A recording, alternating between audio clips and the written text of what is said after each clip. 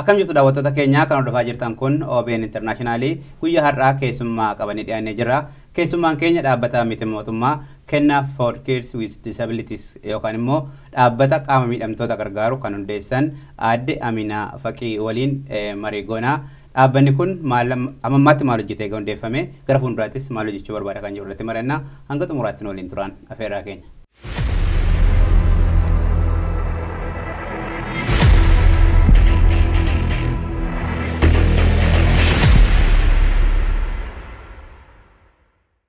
Aadde Aminaa baga nagaan gara studio keenya dhuftan. Baga nagaan nu eeddan. Dhaabbanni Kennaa for Kids with Disabilities jedhu kan qaama miidhamtoota keessumaa irratti daa'imman irratti xiyyeeffatu kan hundeeffame muddee 14 ture. Haga ammaatti maal hojjettanitti egaa hundeeffame? Galatoomii Alamaayyoo haga hundeeffame xiqqoo ture garuu ka eebbisiisnee Disembarii 14tti. Achirraa guyyaa sanirraa riisarchii adda addaa dalaguutti turre keessattuu biyya keenyatti waan sirriitti xiyyeeffatuuf dhaabbanni kuni biyyarraa daataa tokko argatuu fi informaationa naannoo irratti hundaa'e argatuuf waan san irratti dalagaa turre amma waan tokko arganneerraa jalqabuufis qophiitti jirra jecha. Hundeessuudhaan maaltu isin kakaase dhaabbata tola oolaa kana? Wanni guddaan nu kakaase amma yeroo hedduu community keenya keessatti yoo laaltu disability hin jira garuu akka hin jirreetti ilaalama. Ijoollee kanniin yookaan uummata kanniin bakka hedduutti hin arginu, community keessatti hin arginu, church keessatti hin arginu, masjidatti hin arginu. Kun maaliif ta'e laguun guddaan waan jiruufi ijoolleen tunniin yeroo hedduu manuma keessatti dhokatanii maatiinis waa'ee isaanii hedduurraan haasa'u. Bakka mana barumsaatittis bakka hedduutti ijoolleen kunniin dhokatanii mul'atanii jecha. Kanarraa akka ka'e wanni kun waa'ee uumaati namni ufiin fuudhee disability kana ofirra hin kaa'u. Disabilitiin ammoo duris jira ammas jira of duras jiraatuuf deema. Amma communitiin kuwwan keessattuu biyya kana keessatti mirgi uummata kanaa dhibbatti eegamaa fi haala maraan wanti marti mijaa'eefii jira. Nu garuu waan laguun tun nutti jirtuuf haaluma mijaa'e kana carraa isaatti fayyadamuutti hin jirru. Biyya kana hin jiraanna malee itti fayyadamnee waan biyya kana jiru itti tajaajilamnee ijoollee keenyaaf carraa banutti waan hin jirreefi akka nama biyya Itoophiyaarraa dhufee tokkotti anis biyya kana keessatti carraa argadhee baradhee bakka tokko gahee jira. Garuu kuni uf jaalatummaa taati maaliif arguu jirra obboleeyyan keenya ijoolleen keenya gabrummaan itti dabalame waa'ee kanaa yoo laaltu disabilitiin laguu guddaa waan qabuuf akka mirga walqixxummaa argatanii jiraatutti hin jiran. Kanaaf irra guddaa wanni na kakaase kana irra taree ammoo ufumaa kiyyayyuu personal experience namni tokko Maalamaayoon osoo mataan si dhukkubee yoo ana mataan na dhukkubee hin beekne osoo ati mataan na dhukkubanaan jettee naan galu. Kun maaliifi abbaan sun yoo dhukkubni sun yoo ofiisitti hin dhagahamini hagamtakka akka namichi sun cinqii keessa jiru hin argitu jecha. Ani ammoo akka haadhaatitti daa'imni kiyya gaafa dhalatu akka carraa ta'ee xiqqoo dhukkubsatee ture. Hospitaalatti haga 7 ture jecha. Kanaafi dhukkuba akkamiiti? Inni rakkoo onnee qaba ture yoo dhalatu. Kanarraan ka'ee ammoo silaa waan ijoolleen umrii isaa godhuu dandeettu godhuu hin dandeenye. Amma ijoolleen waggaa tokkoffaa yoo taatu kaatee deemtii haasa'uufaa jalqabdi. Garuu ijoolleen akkanatti rakkoo akkanaatiin yoo dhalatani waan hedduutti of duubatti hafan. Kanarraa ammoo rakkoon kun akka haadhaatittis ta'e akka nama kamiituttuu baay'ee cinqaadha jechuudha. Yeroo daa'imni kee hospitaala taa'ee ani rakkoo kana keessa jirutti carraa guddaa waan ta'eef as jiraatuun biyya akkanaa kana keessa tajaajila guddaa argatu ture inni. So kana keessatti ani ammoo nama biyyaa san yaadu ture. Osoo biyyatti daa'ima kun dhalate carraan jiraatu isaayyuu baay'ee xiqqaa waan ta'eef akka nama tokkootitti obboleeyyan kiyya ka biyyaa keessattuu hawwatii biyyaa baadiyyaa keessatti ka even rakkoo qofaayyuu yoo ta'e yaalamuu hin dandeenye san haala kamiin rakkoo akkanaa gurguddaan yoo irra ga'u haala kamiin keessaa bahan ka jedhu yaadanat ta'e jecha. kanarraan kaka'e wanni guddaan anan akka kaase ani eega carraa kana argadhee daa'ima kiyyaaf tajaajila isa barbaachisu mara argamsiisaa jiraadhe namni kanniinoo obboleeyyan keenya ka biyyaa hoo eenyutu jara yaadata ijoolleen kunniin karaa kamiin carraa argatanii tajaajila isaanii barbaachisu argatanii akka nama kamiituttuu bakka tokko gahuu danda'an ka jedhurraan kanatu naka kaasee jecha. Isin mucaan keessan sababii rakkoon qaama miidhamummaa irra ga'een gaafa tajaajila biyya kana argatu mucaan keessan haala gaariirra jira. Biyyatti immoo tajaajila kana warreen arganne maal akka isaan mudatu carraan isaa baay'ee hamaa akka ta'e hubattaniiti. Maqaa dhaabbata kanaas kennaan maqaa mucaa keessaniiti. Qaama miidhamummaan gosa meeqatti qoodama kan daa'immanii ummatumaaf ibsa akka ta'uuf qaama miidhamummaa jechuun maal jechuudha? Ibsa waliigalaa kennuudha. Qaamni miidhamummaan karaa hedduunis namarra gahuu danda'a. Namni tokko tokko waliin dhalata. Namni gariin ammoo guyyama keessa karaa waan akka aksidentii makiinaatiin fa'as waan tokko tokkoon irra gahuun hin danda'a. Akkasumas ammoo dhibee tokko tokkoon fakkeenyaaf namni daayabiitii qabu tokko sadarkaa badaarra hoo ga'ee luka irraa muranii. So disabilitiin yookaan qaama miidhamummaan kun karaa fedheenuu namarra gahuu hin danda'a. Namas umriis hin filatu, gosas hin filatu, sabummaas hin filatu. Akka nama kamiititti biyya feete jiraatte qabeenya feete jiraatte abbaa fedherra waan gahuu danda'u jecha. Akkasumas ammoo hardhamee namni hedduun ijoollee akkanaa yookaan nama qaama miidhamummaa qabu hin beekan ta'a. Garuu yoo xiqqoo of duuba deebi'anii qoratan yookaan maatiin isaanii keessa obboleeyyan isaanii keessa jiraatu ni mala. Yoo hardhallee hin jiraanne ammoo of duratti ammoo waan dhalatu hin beeknu jecha. Kanaaf ammoo marraa akka hin jirretti osoo hin taane akka rakkoo communitytti akka rakkoo hawaasaatti fudhanne hadhumarraa yoo itti qophoofne irraa baranne laguu isaa kana balleessine of duraaf ijoollee kennaaf kaayoo mishaa yookaan ammoo carraa babbareedaa uumuu fi dandeenya jecha. Qaama miidhamummaan kennaadha moo abaarsa? Yeroo baay'ee hawaasa keenya keessatti akka inni hubatamu hawaasa kabraa keessatti akka itti hubatamu garaagaraa ta'uu danda'a.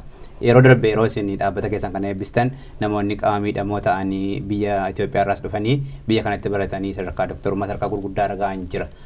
Akkamittiin ibsama qaama miidhamummaan? Qaama miidhamummaan akka an laalutti kennaadha malee abaarsaa miti.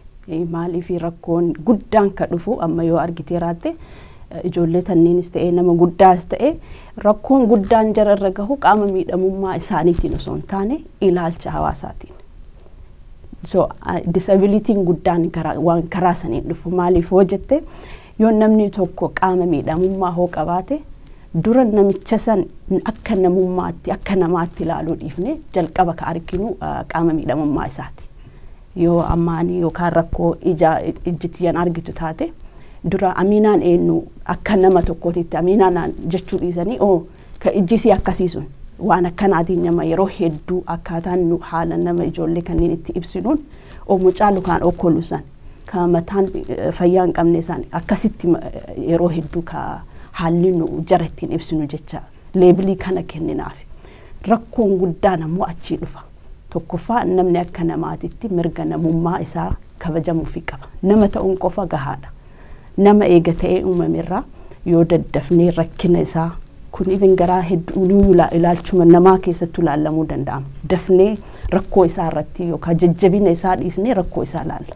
Kanaaf yeroo hedduu waan kanarraa yoo haasa'u akkaataan ani itti ibsuu barbaaduun dafnee osoo abilitii jaraa laalle dandeettii jaraa osoo laalle qaama sabal'ee diidatti argamu tun ta'in dandeettii keessa isaa. Exactly dandeettii keessa isaa. Ammoo disabilitiin akkuma dura jenne bifa hedduun jira. Disabilitiin gariin hin mul'ata yookaan nama wilcharii irra taa'ee argita yookaan ijji isaa jaamee argita yookaan gurraan hin dhaga'uta. Gariin ammoo hin jira kee hin mul'anne. Kan namni abbaan qofti beeku. Kan abbaan qofti beekuu fi maatiin yookaan haadhaaf abbaan qofti beekan hin jira.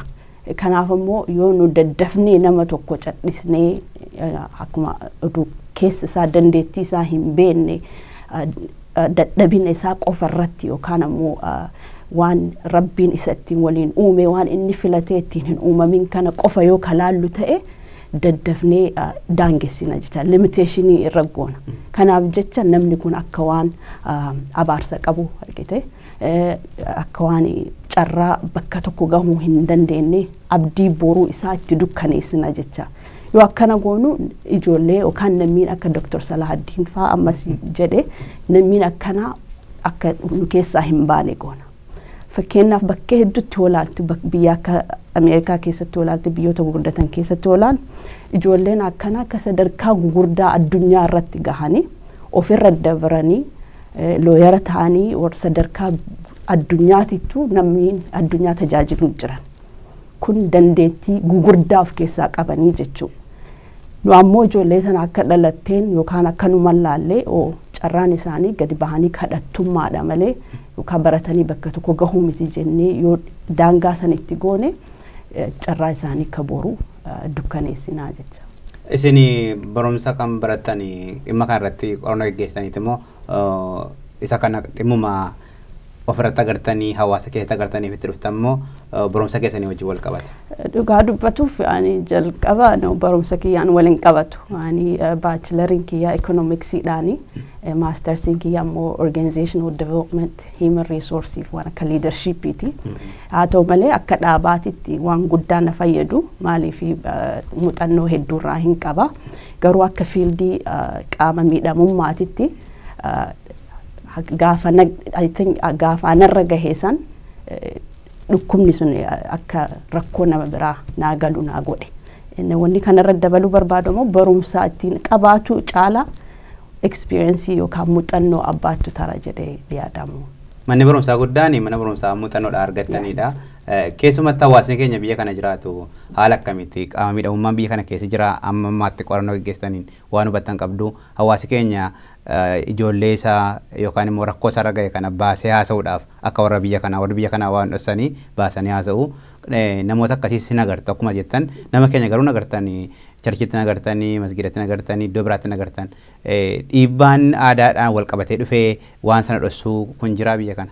Sirritti jira sirritti maaliif gaafuma biyyaa dhufnu aadaa kanallee qabannee dhufne aadaan laguu kuni nu keessatti rakkoo gugurdaa gabrummaan gugurdaan karaa saniin dhufti maaliif akka carraa ta'e osoma carraan gugurdaan jiru biyya kana yoo daa'imni kun gadi bahee nama kennatti gadi bahee namni arge namni maannaan jedhaa takkatu jira maaliif ati akkaataan nu itti nama laallu yoo daa'imni tokko yookaan daa'imni kan qaama miidhamummaa qabaate maatiin marti akka waan qaama miidhamummaa qabuutti ilaalla.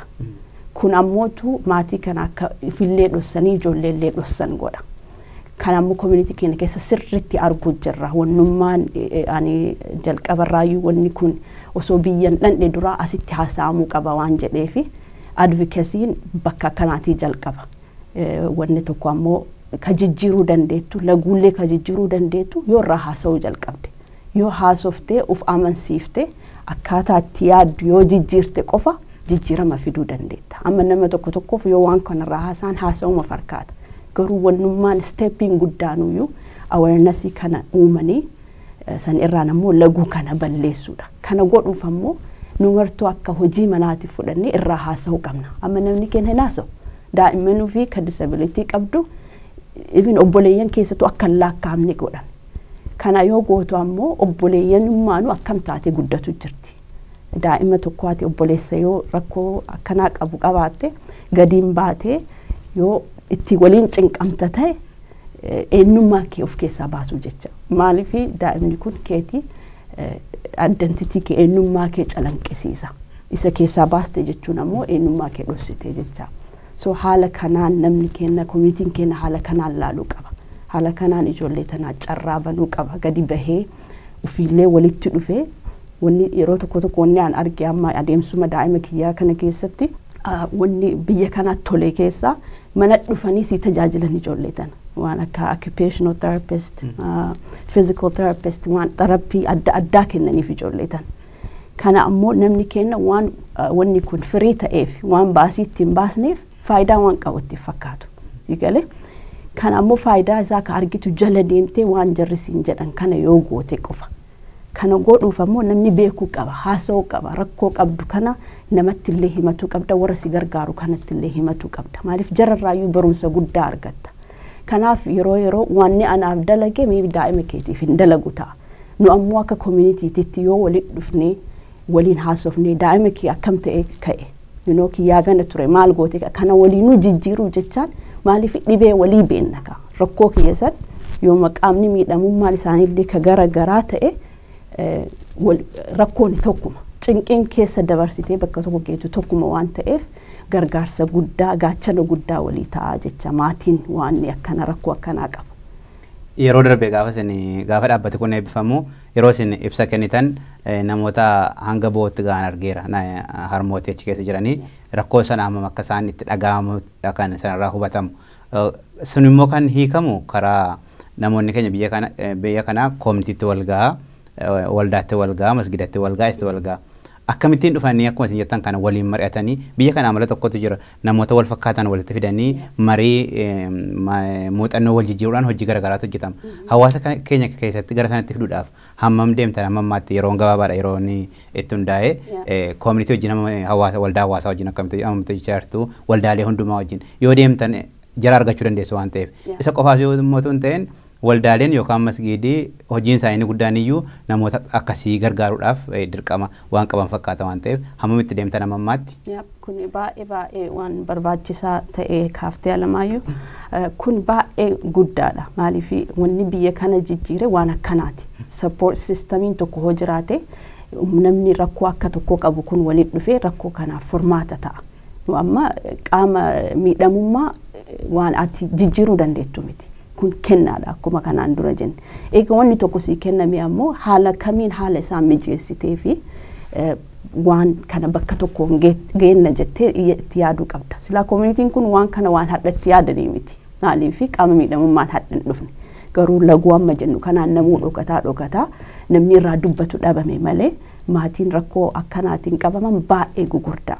So kanaafi nu akka koominiitiitti masjida ta'e charchiin ta'e bakki marti osoo wal gargaaree rakkoo kana akka rakkoo nama tokkootti ilaaluu dhiisu amma wanni nu itti irratti xiyyeeffannu yeroo hedduu yoo amma waan kanarraa haasa'e namoonni ijoollee akkanaa yookaan rakkoon akkanaa irra hin geenne of keessaa of baasan rakkoo kiyyaa miti jechuudhaan. Kun ammootu baay'ee dogongora maaliif boritti dhufuu danda'a. Rakkoon kun balbala eenyu akka dadha'u hin beeknu boru siigalee maaliif waan nu'u predict goonuu miti waan nu'u akkanatti namni martu namni kamiyyuu dubartiin kamiyyuu gaafa ulfooftee daa'ima kiyya hin daha jettu akkuma nama kamiyyuu gammaddee daa'ima fi mana qabattee fudhattee galtee waliin jiraatu waliin maatii fi waliin gammaduu feeti. Kanaammootu akka carraa ta'e nutu pilaana kenna malee pilaana rabbii yoo hin taane wanni jijjiiramuu danda'a. Kanarraan ka'e rakkoon gugurdaan kunniin waan koominitii keenya keessa sirriitti dhuumamuu jiruuf namni keenya irraa hin beeku. Amma riisoorsii makanaa yoo biyyi kun hin jira wanni hin jirre hin jiru. Garuu yoo ati gabbaatee rakkoon kiyya kanaa jettee walitti dhuftee naasayin carraan ati itti fayyadamuu dandeettuun hin jiru. Kanaaf charchiinis ta'e masjiidnis ta'e even koominitiin maan kennaayyuu yeroo hedduu yoo argitu dhiifama naa godhi wanni marti siyaasaa irratti waan xiyyeeffatuuf uf daganne siigalee yoo amma yookaan namni waa'ee fayyaa haasaa ta'e uummata akka waan faayidaa hin qabneetiin ilaalaman. Akka allaaluutti garuu biyya ijaaruu jechuun ijoollee ofiirraan jalqaba. Namni biyya ijaaruu barbaadu siyaasaa qofa yoo irratti xiyyeeffate ta'e biyyi hin jirtu borullee siigalee. Miidiyaa irratti yoo namni waa'ee fayyaa hawaasaa waa'ee diinagdee hawaasaa namni dhaggeeffatu si'ana hawaasa keenya keessatti kun badaa jira. Garuu rakkoon mana keenya keessa jiru kan biraadha kan nuyi haasa'uu barbaannu kan biraadha. Siyaasis iddoo isaa qaba rakkoon fayyaa rakkoon hawaasummaa iddoo qaba. Koominiitiinis gara sanatti deebi'uun murteessaadha. Yeroo baay'ee namni kan wal ga'u akkuma waggoota darban as keessatti argaa turres dhimma akkasii irratti dhimma fayyaa irratti dhimma diinagdee wal ijaaruu irratti namooti muraasni wal ga'an malee hamma sana irratti hojjetamee hin jiru. Garuu inni kun dhimma tokko mana namaatti bor dhufuudha waan ta'eef akkamitti walitti dhufuu qabu jettu kanaaf immoo tarkaanfii akkamii fudhachuu barbaaddu isin?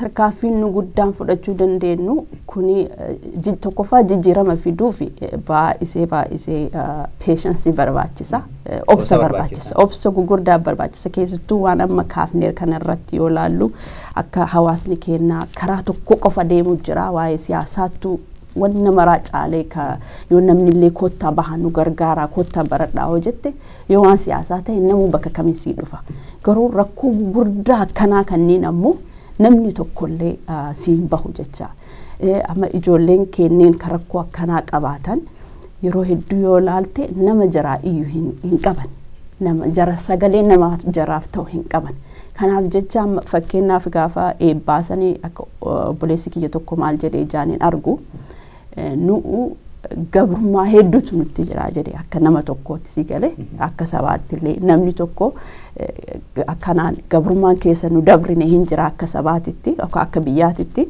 sanirraa namoo fidee namni kan kee fidee gabrummaa biraa yoo sitti fe'u gabrummaan lama taati lammaffaa immoo maal jedhee yeroo hedduu namni yoo nu laalu waa godhuu dandeenyu nu si'an ani garuu akka nama tokkootitti bakka na gahee baradhee bakka ganaa gahee min ufirra daree sabaaf ummata kiyyaafuu waan kanaa dalaguu jira jedhe kunniin maaliif jedhame namni jaraa dubbatamu dhabameera jecha yeroo hedduu namni bakka jarummaa maali jecha afaan oromootiin akka gara nyaattummaa takka argite yoo ati xiqqoo rakkoo akkanaa qabaatte namni sun garaa nama nyaataa jechuu takka itti gadduu fi fuula namaa irrattis kan mul'atu hidhaanis akka waan miidhaa waan irraa fayye namni sun waa hojjechuu hin dandeenyetti akka ofiin of bulchuu hin dandeenyetti akkasii waan laalamuuf yoo akkas gootu ammoo confidence nama san keessa jiru san ajjeefta namni sun dandeettiin inni qabu sun kasila hamileen inni qabu sun akka inni bakka wayii hin geenne godha maaliif ilaalchi nama baay'ee badaadha wanni namni siin jedhu baay'ee bada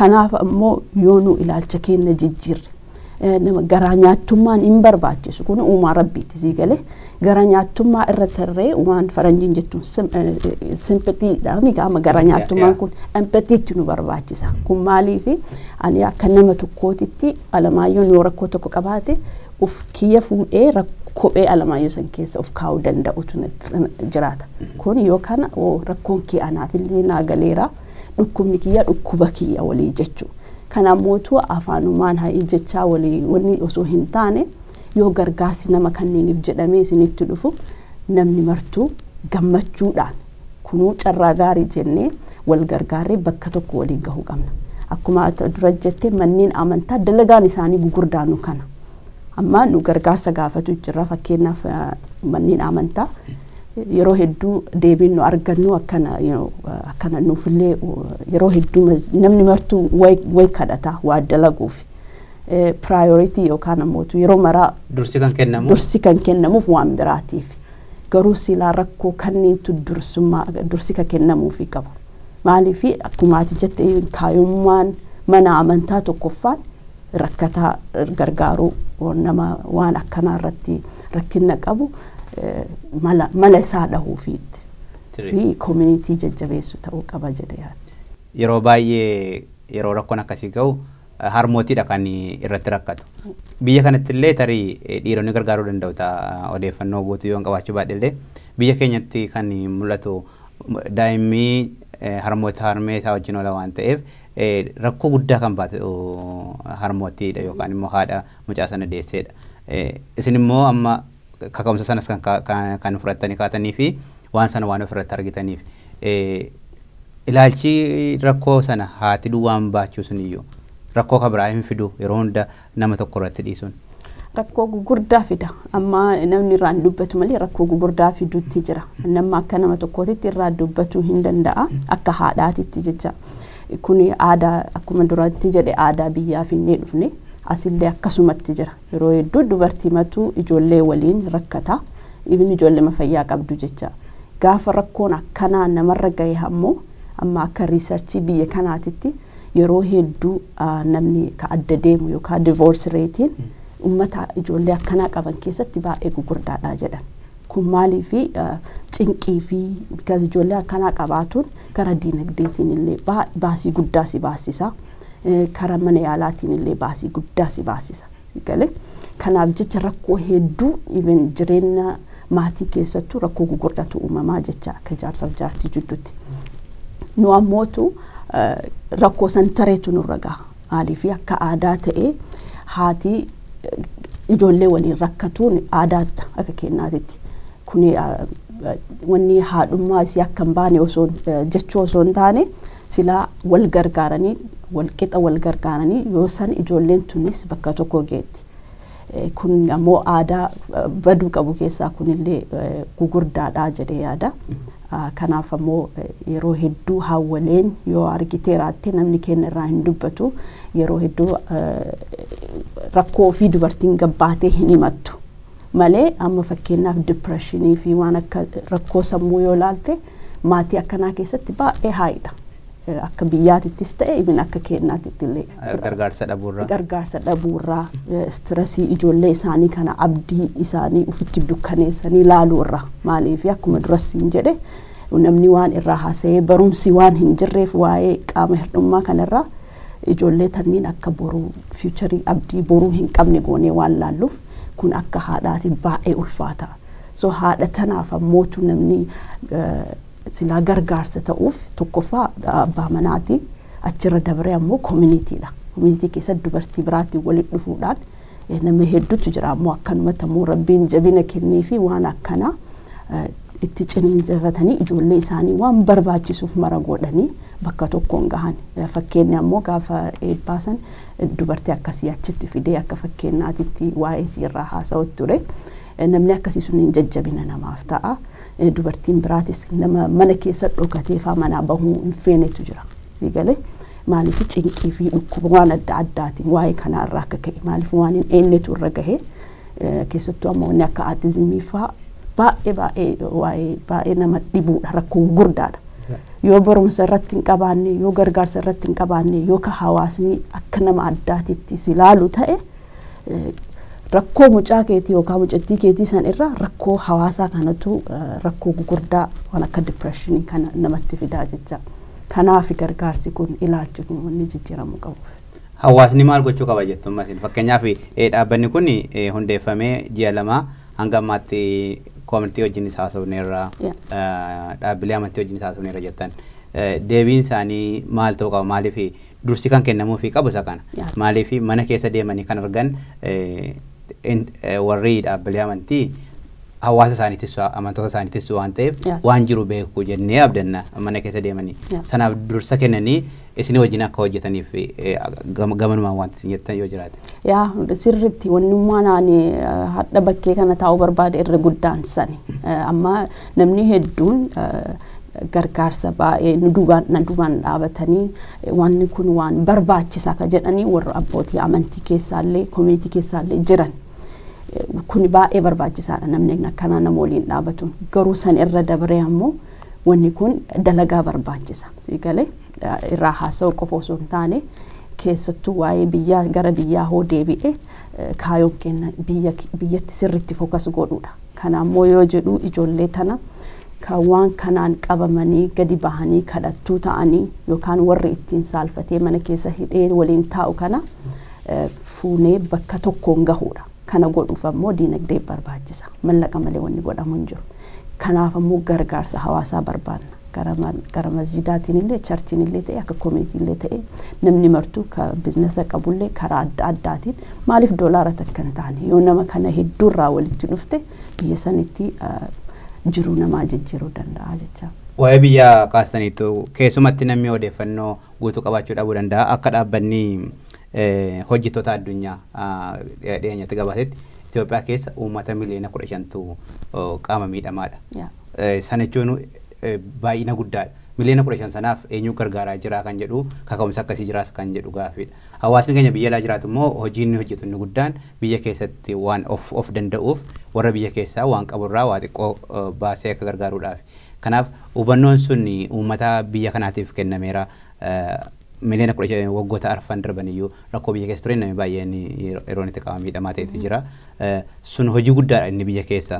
Sanaaf akkamittiin itti deemaa jirtu yookaan immoo qorannoo biyya sanaa hammam qabdu biyya sana keessatti rakkoon sun hammam akka guddatee jiru akkam qabdu waan sanas immoo hawaasa biyya kanaatti himtanii biyya kana duwwaa sun ta'een Awurooppaa haa ta'u Kanaadaas haa ta'u hammamitti itti deemaa jirtu jechuudha. Xiyyeeffannaan keenya guddaan san irratti amma dhugaa dubbatuuf miliyoonni 15 sunu qajeelaa miti. Sanii oli jedhee yaada sirriitti maaliif biyya keenyatti riisarchiin gahaan hin jiru tokkoffaa disabilitii hoo jedhamu waanuma takka 2-3 lakkaa'ama malee disabilitiin hin mul'anne hedduun ka biyyi kenna maaliif teknoolojii hagas ga'e waan hin qabneef diagnoosiin godhu hin beekamu dhibeen hedduun amma asi disabilitiin bifa hedduun jira kanaaf nambarri kun baay'ee xiqqaadhaayyuu jechuun akka silaa haala biyyi sun itti jirtuuf jecha lakkoofsi uummataayyuu sirriitti hin jiru lakkoofsi sirriitti hin jiru maaliif qajeelatti riisarchiin hin jiru akka amma biyya kana daa'imman akka ganaa osoo garaa keessa jirtu rakkoo isa dhufuu danda'u faasiif himan galee wanni akkanaa hin jiru so amma ijoollee hedduutu waan qorannoo tokko irraa yoo dhagahu waan akka down syndrome waan jajjabaa kanneen yoo waliin dhalatani yeroo hedduu hin du'an akkasumas ammoo ijoolleen qaamarraa rakkoo qaban qaama biyyoota akka kennaa fi ka fakkaatan kunniin parsantiin 90 mana barumsaa carraayyuu argatan karaa irratti fa'aa hafanii miidhaan hedduun irra gahaa jecha so gara biyyaatitti hoo deebine dalagaan guddaan ammaa fi akka dhaaba tokkootitti bakka waanuma xiqqoorraa ka'uu dandeenya sigalee nama tokko karaa irraa fuunee barumsa seensisuun dalagaa guddaadha jiru isaa haga inni bakka tokko gahu godhuun garuu san irra tarree karaan guddaan haalli kun ittiin jijjiiramuu danda'amu haala karaa mootummaa waliin dalaguutiin kun ammoo karaa mana barumsaatiinis haa ta'u seerri fayyaa haa ta'u maaliif ijoollee tanniin waan hedduutu jara barbaachisa kanaafuyyuu karaa tokko qofaan rakkoo kana hiikuu hin dandeettu kanaaf uf duratti seentarri guddaan wayii jiraate disabilitiin ijoollee kanaa addaan karaa riisarchii ta'ee ittiin bahuun akkasumas mootummaan irratti xiyyeeffate haala ijoollee kanneen kadhattummaa fi namarratti yeroo mara akka kadhattuutti jiraaturra akka nama tokkotti danda'anii kaayoo isaanii bakka tokkoon gahu gochuuf kun gamtaa hojii gamtaati malee hojii namni tokko dalagee danda'u miti. Kana jalqabuudhaaf mootummaa Itoophiyaa wajjinis ta'ee dhaaba biyya sana keessa jiru wajjin hojii jalqabdan qabdu yoo qabaatan immoo eessatti eegaluuf yaaddu jalqaba biyyatti yeroo jalqabdan idduma tokko jalqabama waan ta'eef eessatti jalqabu yaaddu gara fuulduraatti karoora keessan achi. Amma haga ammaatti NGO garagaraa akka nambarumarraa argatuuf keessattuu disabilitiin naannoo Oromiyaa keessatti hagam takka hagnummaan lakkaa'ame sunu daataan wayii jira jennee gaafanne haala kanarraan daataa baay'ee oldii seensasii 2007 waggaa 13 gahee tokko qabnaa jecha ammaas waanuma akkanaarratti hundaa'uu dandeetta. So karaa kanaan NGO akkanaa kanneen waliin dalaguudhaani naannoo kamirratti yoo jalqabee irra tolaa jechuun haala saniin deemu jira akka amma nambarri jedhutti akkuma uummanni baay'atutti naannoo Arsii irratti nambarri akkasumatti baay'ataa jecha kanaaf anillee akka carraa ta'ee naannoo Arsii irraa dhufe achitti eegaluu barbaada maaliif kun akka namni ilaalcha biraa akka qabaatu hin barbaadu ati waan wayii yoo jalqabdee bakka tokkoon gahuu fi bakka beektu jalqabda akkasuma dhaabbate kamiyyuu lafuma tokko jalqabaa achirraa ka'ee guddata bakkuma tokko jalqabdee achirraan naannoo biraatti branch out godhaa deemtaa jecha kun ammoo dalagaa salphaa miti kanaaf akka hawaasaatitti waliin dhaabatu wal gargaaruun barbaachisaa jedhee amma daa'imman irratti jalqabdanii jirtu dhaabbanni kun dhaabbata daa'imman irratti kan inni xiyyeeffatu gara fuulduraatti qaama miidhamummaa garaagaraa kan namoota gurguddaa gara sanatti deemuu danda'amu akkam? Wanni guddaan akkuma amma jalqabarra jedhe barumsi kun ammoo yeroo waa'ee ijoollee qaama miidhamummaa yookaan nama qaama miidhamummaa qabu haasofnu nama maraaf keessaa qaba ijoollee qofaa miti. So kun awareness kana uumuu jecha advocacy kuni namuma maraafi tumsi kun namuma maraafi namni kamuuyyuu guddaa ta'e xiqqaa ta'e disability yookaan qaama miidhamummaa qabaatee akka nama tokkootitti mirgi isaa eegamee fi jiraatu qabaatuun diinagdee caalallee faayidaa guddaa. Maaliif yoon akka namaatitti mirgi keessii eegame atillee carraa biraatittillee utaaltee waan biraallee dalaguu dandeetta.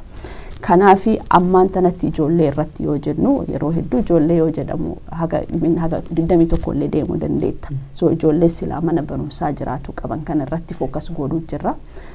Achirraa ka'ee ammoo of duratti yoo rabbi nu laafisee yoo gargaarsi illee jiraatee nullee akka dhaabaatitti of dandeenye wanni nu yaannu karaa adda addaatti nama guddaas ta'ee xiqqaas ta'ee haala sanii carraan namaa maraafuu banuu barbaanna.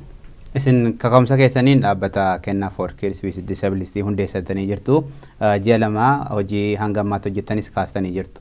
Dhaabbanni tokko immoo nama tokkoon kan gaggeeffamu miti. Keessumatti biyya kana namooti jiru baay'een isaa namoonni keenya bifa baqataatiin dhufu malee amma jireenyi isaa hamma tokko homaan jedhu waan ta'eef eenyutu isin gargaara akkamitti isin gargaaru kana uummatatti akkamittiin himtu uummanni beekuu qaba waan ta'eef hojii keessan kana beekee dhimmichi borisisatti dhufa waan ta'eef dhimma bormana tokkoon nama gahu waan ta'eef haala kamiin isin wajjin hojjechuu danda'u namni dhuunfaas ta'ee dhaabbannis akkamittiin isin wajjin hojjechuu danda'a. Namni karaa hedduun nu gargaaruu danda'a. Tokkoffaa akka boordiititti namni nu boordii kennaa for kids keessa hatti akka walitti qabuu barbaannu akka aadaatitti godhuun feenu maaliif akka community keessa baratamee namni ebaluun hin beekaa ebaluutu na dhihaataa inni hin dalagaa jennee amantii tokko walirra kennee deebinee wal danqarra jettee amma organization hedduu keessatti waan akkanaatti mul'ata. Kun ammoo hojii salphaa miti. Kun hojii onnee gugurdaa gaafatu. Kana maaliif jedhee namni uumamaan namni tokko jira ka rakkoon namaa akka malee isa ifin rakkoo isaa caalaa itti dhagahamutu jira. Kanaaf jecha inni boordii maa filatuun salphaa miti. Kan lammaffaa mootu yeroo hedduu namni bifa tokko walitti qabna sanillee godhuun barbaanne uummata biyya kanaa fa'aa keessa seensisuu barbaanne. Lammaffaa karaa daa'ima kiyyaatiin ani warra biyya kanaa gargaarsa isaaf godhuun wal qunnamtii jajjabaa qaba. Karaa hedduun na bira dhaabatanii jiran. Ibin waa'ee dhaaba kennaa for kids kanarrattu baay'ina wajjin dhaabatanii uf durattis adeemsa uf duraa keessattis akka na gargaaruu fi waadaa naa galaniiran jecha. Kana ammoo maaliif goone uf duratti community makeenya yookaan hawaasuma keenya mallaqa kadhataa akkasitti dhaabni bakka wayii hin gahu si galee uf duratti jabaatanii bakka wayii gahanii yookaan ammoo lagasii wayii kaanii deemuuf waan uummata biyya biraa yookaan ammoo organization adda addaa waliin dalaguu barbaachisa. Kanaaf even boordii keenyallee akkas diverse akka ta'utti jalqabne maaliyyuu gaaffii lammataasaa.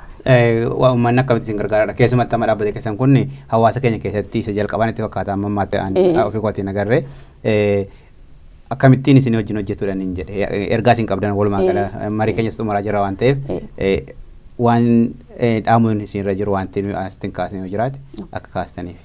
Amma karaan itti nu gargaaruu danda'aniin tokkoffaa amma yeroo gabaabaa keessatti fundraisingii godhuu barbaanna. Karaa kanaan ammootu namni haala danda'e maraan maaliif doolaara takka hin taane yeroo akkana jedhu nama Minisootaa qofa irratti hin xiyyeeffadhu addunyaa guutuu irratti xiyyeeffadha. Maaliif Oromoon bakkuma mara jirti akkasumas ammoo mallaqni namni kennu xiqqoon qabu. Maaliif doolaara takkallee hin taane maaliif buna irrattu doolaara 5 fa'aa balleessinaa jecha. Kanaaf ammoo haala danda'ame maraan haala isaanii mijaa'ee maraan nu bira haa dhaabbatanii feena. Lammaffaa ammoo warri keessattuu manni amantaa charchii fi wanni akka masjiida sadarkaa tokkoffaa irratti nu kaahanii akka waan kanarra nu gargaaran feena. Sadaffaa ammootu wanni nu gaafannu diinagdee qofaa miti. Waan akka wilcharii jira. Uffata meeshaa mana barumsaa like school supplies waan akka daayiparii kanneen illee haala doneeshiniitiin namni nu kennu hoo jiraate balballi keenya banaadhaa waan akkanaatis hin gaafannaa jecha. Gara biraatiin ammoo namni volunteer akkanumatti nu gargaaruu danda'u yaadaanis ta'e waan beekumsa ofii qabu maraan namni nu biraa akka dhaabatu barbaannaa jecha. Adde Amina Faqii studio keenyatti argamtanii dhimma miidhamummaa irratti waan jiru yookaan immoo ogummaa qabdan waa'ee dhaabbata keessanii nu ibsu keessaniif hedduu galatooma. Isinis waan asirratti naaf feertanii guyyaa kana carraa kana naa kennitaniif baay'isee isin galateeffadha. Egaa daawwattoota keenya mariin Adde Amina waliin gaggeessaa turre asuma xumurree jirra. Qophii OBN International kabraa waliin hanga walitti deebinutti nagaatti.